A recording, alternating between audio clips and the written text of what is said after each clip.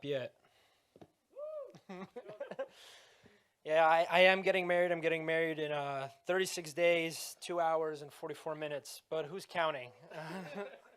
I don't know if that's actually the time. I know that's the days, but that's not the time. She's probably watching.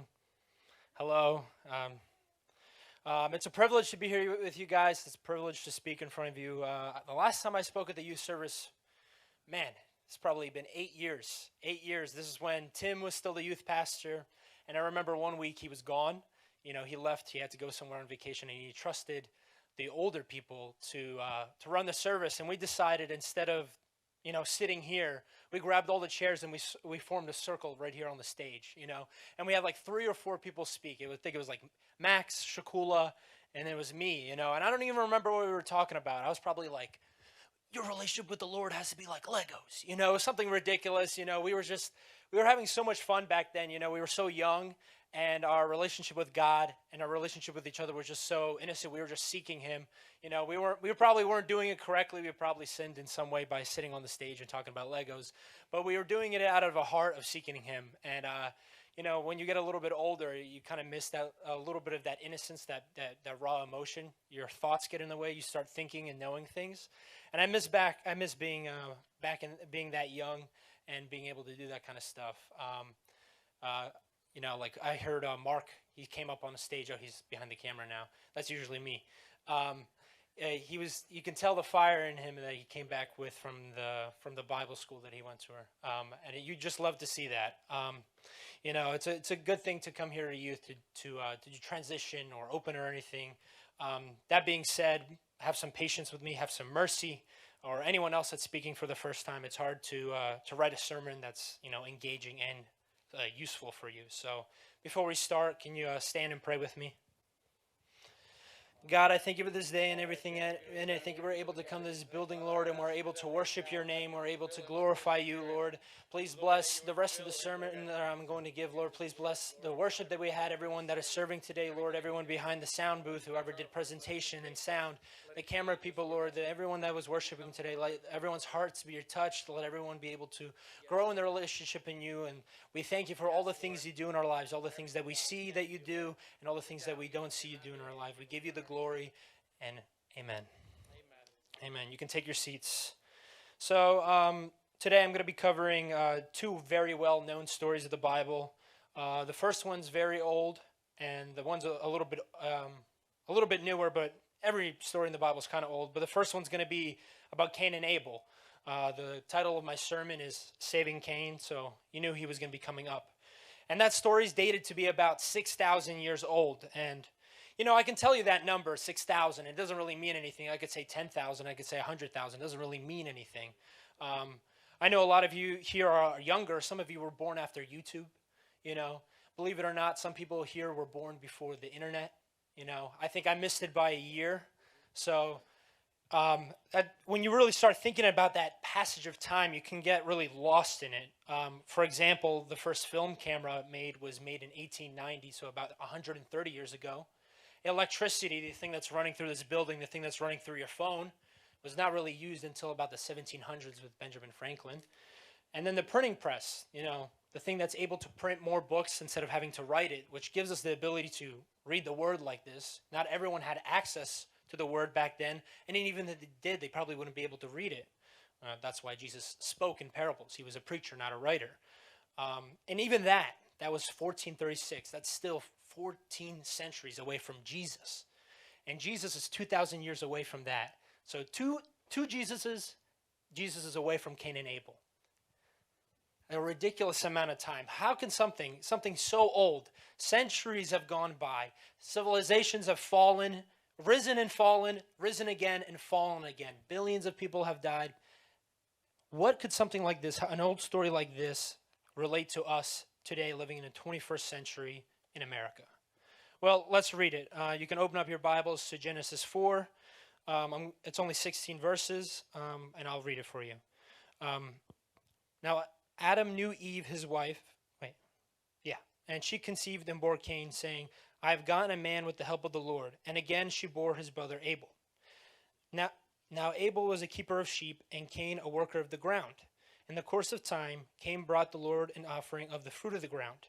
And Abel also brought the firstborn of his flock and of their fat portions. And the Lord had regard for Abel and his offering. But for Cain and his offering he had no regard. So Cain was very angry, and his face fell. And the Lord said to Cain, "Why are you angry? And why has your face fallen? If you do well, will you not be accepted? And if you do not do well, sin is crouching at the door, and its desire is contrary to you, and you must rule over it." Cain spoke to Abel, his brother, and when they were in the field, Cain rose up against his brother, Abel, and killed him. And then the Lord said to Cain, "Where is Abel your brother?" He said, "I do not know. Am I my brother's keeper?" And the Lord said, "What have you done? The voice of your brother's blood is crying to me from the ground. And now you are cursed from the ground, which has opened its mouth to receive your brother's blood from your hand. When you work the ground, it shall no longer yield to you its strength. You shall be a fugitive and a wanderer on the earth." Cain said to the Lord, "My punishment is greater than I can bear. Behold, you have driven me away today." Sorry, I lost my space.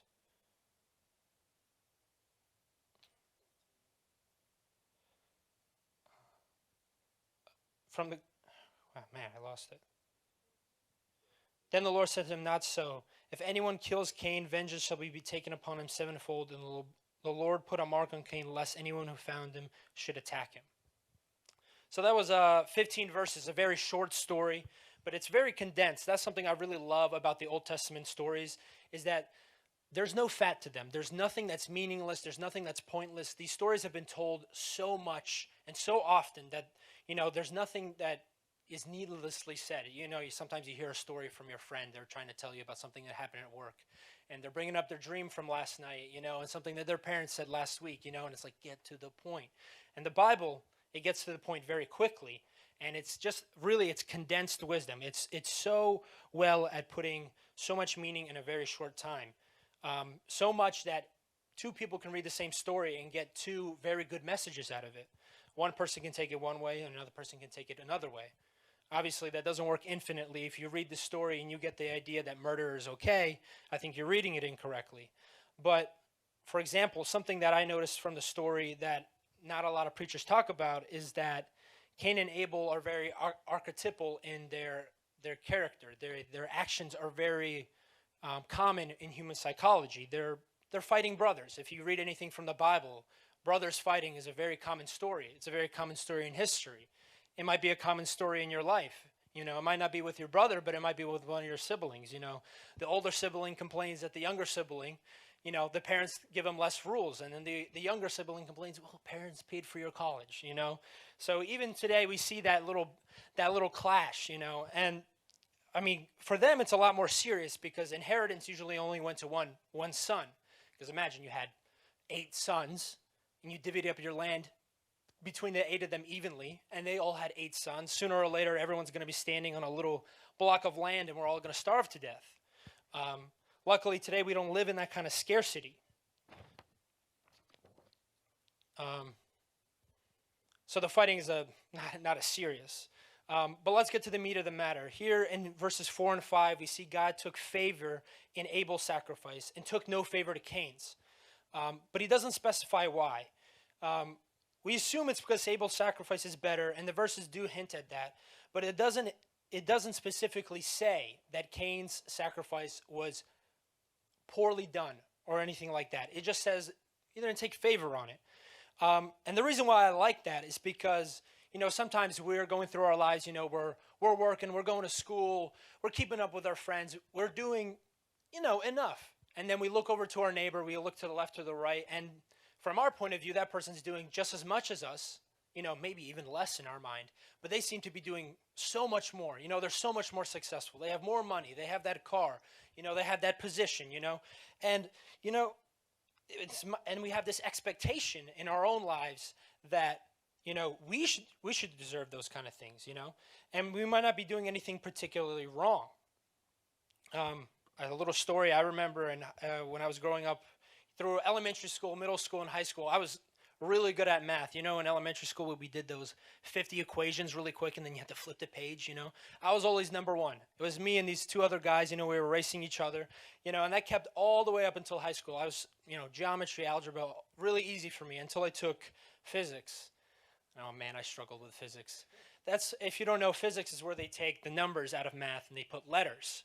And I didn't know what I was doing, but my friend, who I went through all of school with, he just kept on going. The letters clicked for him, and I felt like something changed. I was a little upset. Like, what happened? I thought I was good at math, and so I kind of feel a little bit like Cain when it came to math. That's a little bit of it's like a safer story, but I get you see what I'm trying to say here, where Cain feels like the odds were against him. We feel the same way, as if other people's destiny is being pushed a lot easier than ours. Their path is easier to walk, and that's how life is sometimes. We have advantages and other people don't. Other people might have more money, but you live in a first world country. All of us here have clothes. All of us are not hungry. If you're hungry, go to the back. We'll have something for you. Yeah, if you need to go. You could have been born in India, where there's 1 billion people and the poverty rate is 30%.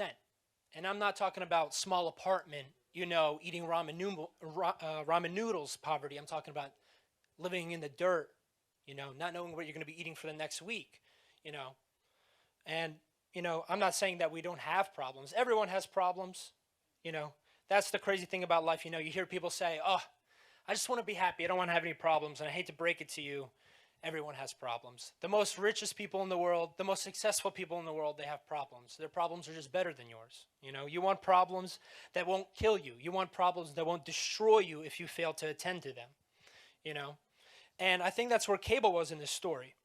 Another thing I noticed that I like about this story is one time I went to Sight and Sound Theater. I haven't been there in a long time, but they had the Genesis stories playing. They did Adam and Eve and Cain and Abel, and they portrayed Abel as this big masculine guy, this big bear, lovable dude, and Cain was like this sneaky, skinny dude, this slick guy, he had something going on in his head. And I think that's because, if you're a herdsman, it's more of a physical job, while tending fields, it's more of an intellectual job. You got to watch the weather, you got to pay attention to how things are growing. It's more of it requires a little bit more intellect. And I think that's important because oftentimes, especially when it comes to really smart people, really intelligent people, it's very hard for them to do tasks that are beneath them. I've fallen for this. I feel like we've all fallen for this, where we don't want to do something because we feel it's beneath us, it's below us, We think we're too good for it. We have a joke amongst the young people in the church, whoever can carry the most chairs, he's going to get the girl, go get the chairs. And the reason why we say that is because, well, it's a very simple job, It's a humbling job, really, You never look good when you're carrying those chairs. Your face is red. You're sweating a little bit. It's a little embarrassing carrying all those chairs. But the reason why we ask people to do that is because it is a little bit of a humbling job. It's basic labor, And if a man it's the guys that mainly do it. But if a man isn't willing to serve God, isn't able to do a basic labor like that, why would you want to marry him? Why would you want to date a man that, if God is beneath him, sooner or later, loving you will be beneath him, And we need to watch our intelligence when it comes to certain things like that. Watch our ego.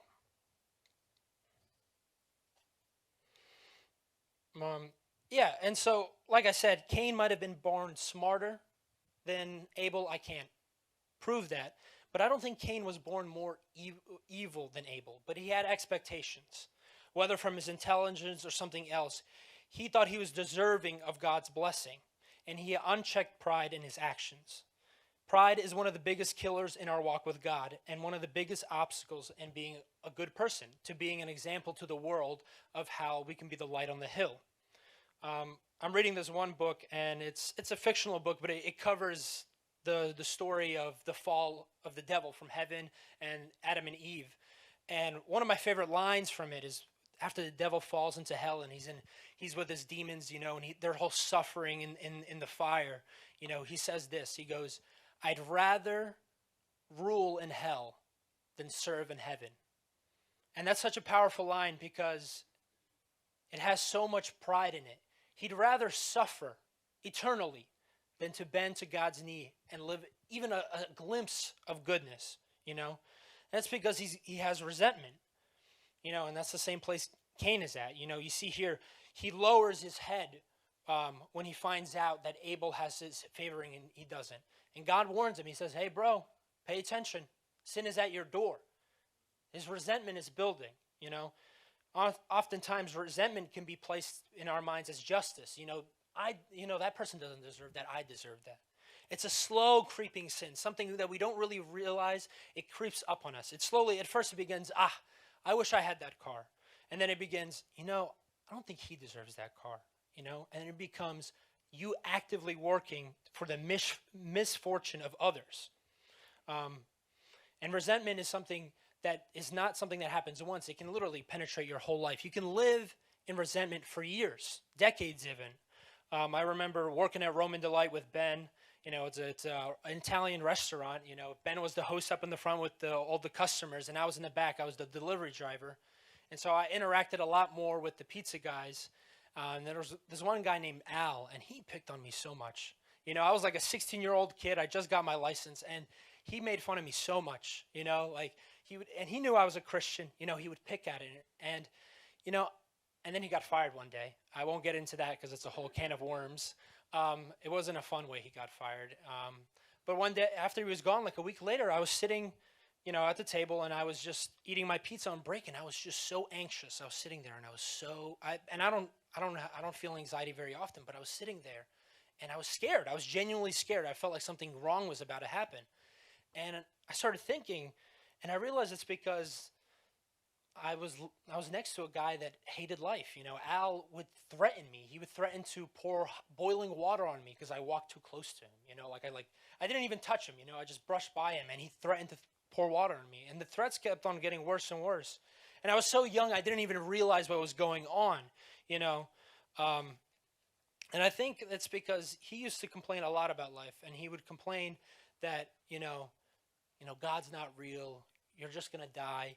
And he was resentful for the fact that, you know, I did my job as best as I could. You know, I folded the pizza boxes, I mopped the floor, you know. He was upset that I was just doing my job well and I was enjoying it. And I feel very much it's because of this resentment that built up in his life, and it really affected him greatly. And I don't think it happened overnight. I think it's something that creeped into him, much like how it did with Cain. And that's just a warning I wanted to give you guys. Just because, you know, you're doing your job, you're working hard, that doesn't mean your coworkers are going to love you. It doesn't mean your boss is going to love you. You have to be careful sometimes that people can be very angry. You know, they can be very prideful in their own existence and think that your kindness is a slight on their own personal life. In Matthew 7:6, Jesus warns us not to show our pearls before swine because they will destroy them. Basically saying, don't show your most, vulnerable moments to those that won't appreciate it. And then the story goes on with Cain. He ignores God and feeds into his anger and resentment. Cain murders his brother, and God punishes him. Cain cries out, and I feel like this is really the important part, that his punishment is too much to bear. It's too much for him to hold on. The ground will no longer serve him, and God has turned away from him. And that's really the crutch of the story here, because, originally, Cain wanted to be like Abel. He wanted God's favor. He wanted that blessing. But instead, Abel got it. And instead of seeking inward and looking at what the sacrifices he's making and seeing what he can do, he decided to kill Abel, his ideal, what he wanted to be. And that's really the burden here, is not killing Abel, that guilt, but he murdered his own path to salvation. Now he has nothing to strive for. He no longer has a goal. He no longer has a dream. For him, life is just a path of endless suffering with no remorse.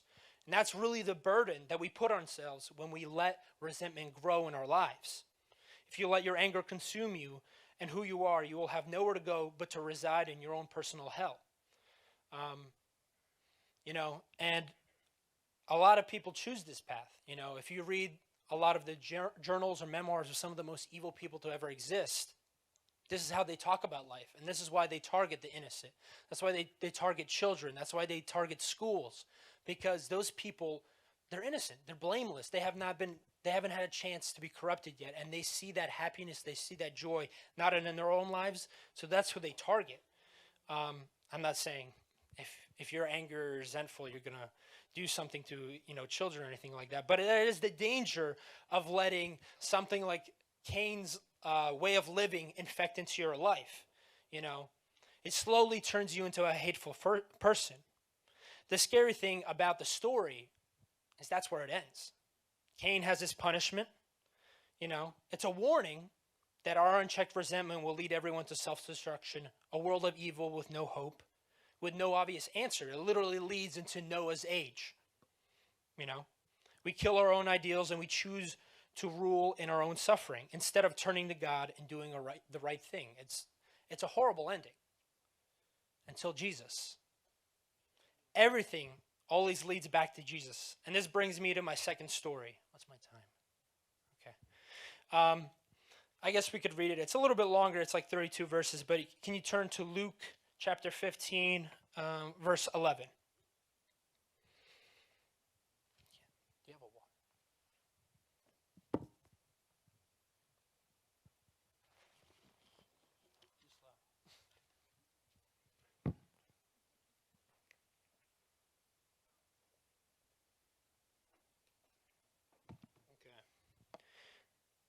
And he said, there was a man who had 2 sons, and the younger of them said to his father, Father, give me the share of the property that is coming to me. And he divided his property between them. Not many days later, the younger son gathered all he had and took a journey into a far country, and there he squandered his property in reckless living. And when he had spent everything, a severe famine arose in that country, and he began to be in need. So he went and hired himself out to one of the citizens of that country, who sent him into the fields to feed pigs. And he was longing to be fed the pods that the pigs ate, and no one gave him anything. But when he came to himself, he said, how many of my father's hired servants have more than enough bread? But I perished here with hunger. I will arise and go to my father, and I will say to him, Father, I have sinned against heaven and before you.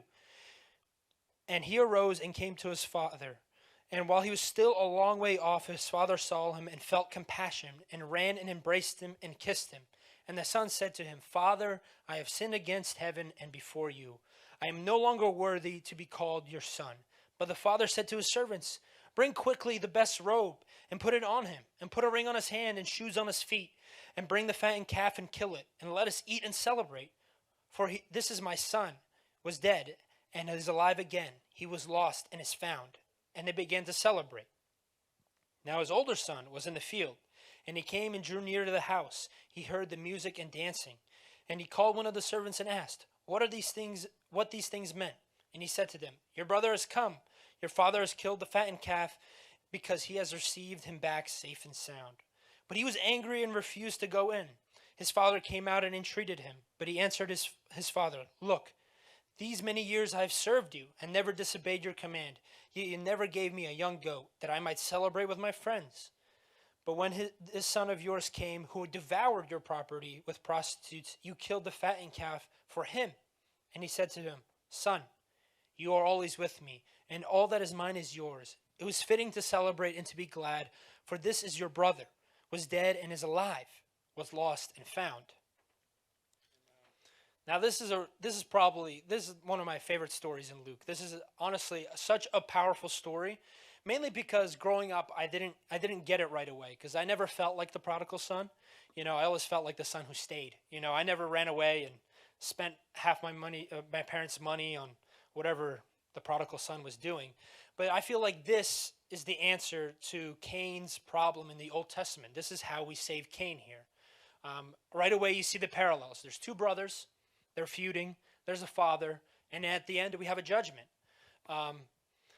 But my favorite part is right here where it says in verse 17, when he came to himself, Cain finally realized, or this is not Cain, this is the prodigal son. But in this story, he's basically Cain, because he spent all his father's money. He's not doing the right thing. He came to himself. He realized, in the Old Testament, he put his head down. Here we see him placing his head back up. He literally had a revelation. He had a moment, an epiphany, that he needed to humble himself, you know. And honestly, man, the New Testament gave us one of the most powerful tools in our lives: humbleness. Humbleness before the Lord, humbleness in front of others. Really, it's one of the strongest things. It's one of the key things in our relationships, whether it's with our parents, whether it's with our friends, coworkers, and especially with the Lord. I feel like with the Lord, it's the easiest to be humble with because he's God, you know, like, yeah, you're right, Lord, you know, but it's really hard to be humble with sometimes with our friends, with our family, you know. Growing up, you know, with guys, we've always got this ego, this pride, you know, we always want to be right. We always want to be the strongest.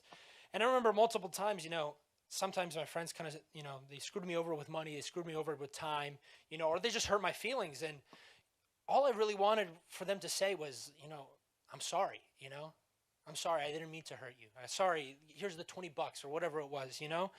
And that is so hard to do. And I remember growing up and thinking about it. You know, I expect this of other people. You know, my intelligence is telling me this. This is right, that I expect this of other people. But do I expect this in my own life? If I owe someone some money, whether it's the smallest bit of money, a quarter, a dollar, whatever it is, do I rush as fast as I can to repay it? You know, if someone owes me $1, I'm not going to care. But do we have that humbleness to be able to give away, even if it's the smallest bit? Even to admit that we're wrong. We didn't even have to admit what we did was wrong, but the intention of it, what the results of it was. If you guys know me, I like to make jokes, and oftentimes, you know, I say a little bit too much, and sometimes I have hurt my friends in the past saying too much. And honestly, the best thing to do in that moment is just to say, hey, man, you know, I was trying to be funny, but I didn't mean to hurt you, man. You know, I'm sorry, you know. And that really is the powerful tool that has changed Christians away from the rest of the world. Because the rest of the world, the way that they think is an eye for an eye, a tooth for a tooth. You steal $100, I steal 1,000, you know. That's how they think. But God has changed the script. He's changed how Cain should be thinking. Cain had the revelation of humbleness. Instead of Cain going back to his father's house, you know, after squandering all his money and, you know, killing him and just taking the rest of it, he humbles himself. And here comes the second part, the second key point that changes the script. Really, these stories are just so inverted with each other. First, we see Cain gain his humbleness, but we see the change in the way that the father acts here. Instead of a punishment, the father runs to his son. It's a quick forgiveness. He forgives his son. He does not even care. He's glad to have his son back. And that's the second part of humbleness. When someone does say sorry, when someone humbles themselves before you, you don't point the finger and say, I told you so, I knew you were wrong. What do? You give them a hug. That's what the father does to Cain here, right here. He gives him a kiss. He says, get the fattened calf, get the robe. He has come back, you know. And it's really dangerous here, something I forgot to mention. But at what level was Cain at, or the prodigal son, and what level was he here to finally realize that? He was in the dirt feeding pigs. You know, how long do you think he was in there? You know, how long do you think he was starving? You know, you think he was there for 3 days, a week, a month before he realized this? You know, that's the worst part. Sometimes in our stubbornness, it takes us literally hitting rock bottom. You know, I feel like every person has a story of a family member or a friend, you know, who was addicted to something. And for them to overcome this addiction or overcome this sin, they literally had to go to the lowest point in life to finally let go of that addiction, you know. But why would you do that? Why would you have to reach that point? Learn from the prodigal son's mistake here. Learn from Cain's mistake. Do not fall rock bottom to learn the gift, the weapon of humbleness, you know. But that's not the end of the story here. You know, he comes back and there's dancing, but God gives us one last warning, you know, because we talked about Cain. He's the prodigal son. The father, obviously here, he's God. But where's Abel in this story, you know? And this is the part that it took me a while to realize that this is where I fit into this story, is the son who stayed. I was the son who stayed, you know, the one who was always in the church, the one who followed all the rules. Something I like to do in the New Testament when there's Pharisees in the story is to replace the word Pharisees with Christian. Because while the Bible is made for unbelievers, there are certain parts that are real sharp towards us Christians, for us religious people. And this last story about the son who stayed, the Abel, you see, he says, I always followed the rules. I always did what you said. And the important part about this is that he misses the point. He misses the point. His brother has come back from the dead. His brother has come back from, back then they didn't have phones. They didn't even have, like messenger pigeons. Like they didn't have no idea what happened to their brother. He was dead. He was dead. He was in a foreign country. And he comes back, and what is the first thing he does? He becomes bitter. He becomes resentful. We see the flip here. Abel is the one who's resentful in this story. He's mad that his brother's alive. He's upset that his brother has come back, that he was found, And this just shows us that in the New Testament, not just following the rules, not just coming to church, not just coming to youth or coming to Sunday is enough, but it requires a relationship. It requires more than following rules. It demands you asking. That's literally what his dad says. He goes, you are always with me. All that mine is yours. All you have to do is ask. How often do we forget just to ask God for what we need? How often do we forget to ask each other for something that we need? How often do we forget to give a hand, for someone to reach out to? To your friends, to your family? And that's the last warning that Abel gives to us. So I'll give you one quick summary, and I think I'm done. I think I've hit 9 o'clock. I'll let you guys go. So in summary, the story of Cain and Abel can be compared to the prodigal son by its way of showing the slow dangers of our mind, how our intelligence, pride, and expectations can lead us down a path of suffering and the willingness to abandon our salvation and happiness just to feel right. The prodigal son shows us that humbleness is an important part of any relationship, and the father shows us to be quick to forgive those who admit their faults, giving one last warning that strict adherence to the rules and laws do not permit us to be bitter and hateful for those who have been redeemed. The righteous person looks to see the highest good, is quick to admit that he's wrong and let go of his resentment, and quick to forgive his brothers and sisters when they humble themselves. Amen. Let's stand up and pray. God, we thank you for this day and everything, and I think we're able to come to here, Lord. We're able to worship your name. We're able to give you all the glory, Lord.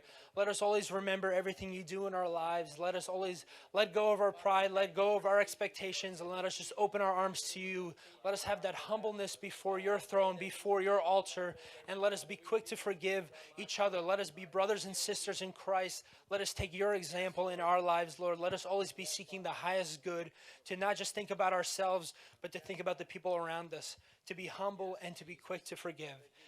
I thank you for everything you've done in our lives. I thank you for this amazing country that we're able to be a part of, that we're able to come here freely, we're able to speak your word freely, and we're able to express the glory we have for you, the praise that we want to give you, Lord. I thank you for each individual here that came here, that sacrificed their time to be here, Lord. They could have been doing anything else, but they chose to be here to praise your name and to study your word.